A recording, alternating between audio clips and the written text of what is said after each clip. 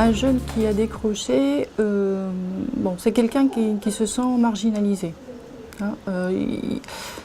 Il y a une euphorie d'abord au décrochage, il a l'impression d'être beaucoup plus libre, il va pouvoir faire ce qu'il veut, mais rapidement il se sent marginalisé. Ben, il est marginalisé parce qu'en fait la société ne lui offre pas d'autre place. C'est ou le travail ou l'école. Le travail, quand on n'a pas de diplôme, c'est pas facile à en trouver. Même quand on a un diplôme, c'est pas facile à rentrer dans une entreprise. Donc, se trouver dans un temps comme ça où on n'a plus le même rythme, plus les mêmes rythmes que ses pairs, hein, c'est très déstabilisant. Avoir un enfant qui a décroché, quand on est parent, c'est super compliqué parce que on n'a pas le recul, parce qu'on est l'affectif est là, donc il a tendance à nous obscurcir un peu l'esprit. Donc on n'a pas forcément le recul. Donc j'ai envie de leur dire, faites-vous épauler. Essayer de trouver des aides à lui apporter et essayer de le comprendre surtout, lui demander ce qui ne va pas, dialoguer. C'est difficile quand on est parent d'être confronté au décrochage parce qu'on ne sait plus quelle posture avoir.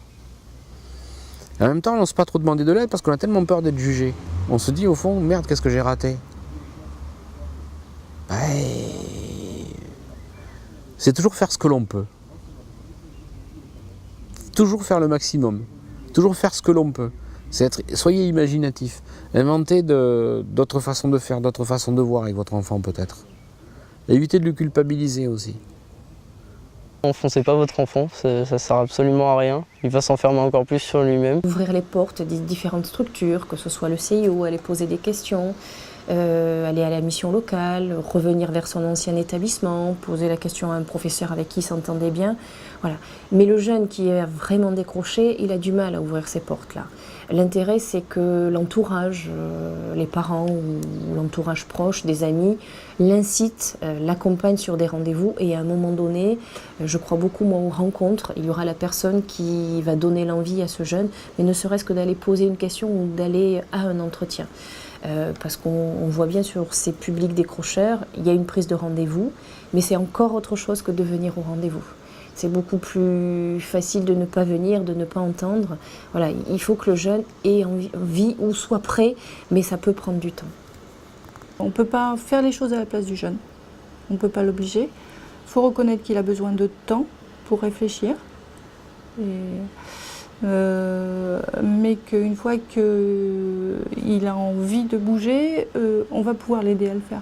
On a des parents qui sont tellement démunis, qui vont prendre les contacts, qui vont proposer la réponse aux jeunes, mais à partir du moment où le jeune ne sait pas approprier cette réponse, il ne va pas s'inscrire dans cette démarche. Et je comprends bien, faire à la place de son enfant, c'est aussi se dire on fait quelque chose, on avance, mais il faut que le jeune soit partie prenante. Trouvez quelqu'un aussi qui va vous aider à vous. Qui va vous aider à vous, quelque part, à peut-être... Vous garderez votre part affective, mais vous avez effectivement un complémentaire qui va vous appuyer, qui va vous aider. C'est ça le truc, c'est ça que j'ai envie de dire à ses parents. Ça arrive à tout le monde. Vous savez, le décrochage, c'est pas une maladie.